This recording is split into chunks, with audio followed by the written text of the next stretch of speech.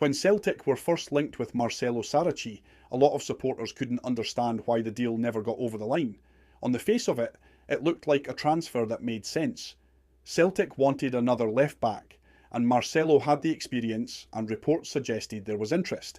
But now, a major detail has emerged that could explain exactly why the move became so difficult. Houston Dynamo have reportedly bought 60% of his economic rights, while Boca Juniors have retained the other 40%. That tells us something important. This wasn't a straightforward transfer where one club owns the player and another club simply agrees a fee. Instead, there were multiple parties with a financial interest in the deal. That immediately makes negotiations more complicated. Rather than agreeing terms with one club, there are different interests that have to be satisfied. Who receives what percentage of the fee?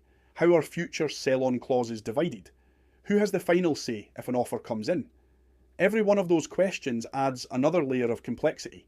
Now, Celtic generally like to do their business in a straightforward way. They've very rarely been involved in transfers where economic rights are split between clubs. That doesn't necessarily make these deals impossible, but it certainly makes them more difficult than a standard transfer. So while neither Celtic nor Boca Juniors have publicly confirmed this was the reason the move failed, the ownership structure provides a very credible explanation for why negotiations may have stalled. Looking back, it starts to make sense. Many supporters questioned why Celtic didn't simply pay the money and get the deal done, but football transfers aren't always that simple.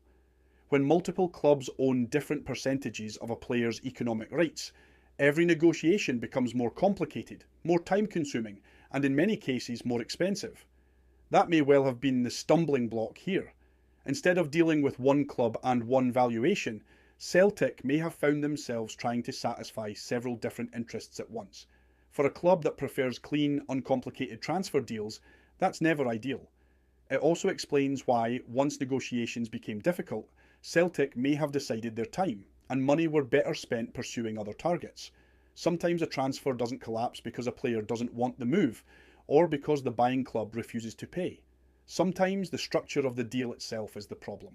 And in Marcelo's case, this newly reported ownership arrangement could be the missing piece of the puzzle that explains why a move to Celtic never materialised.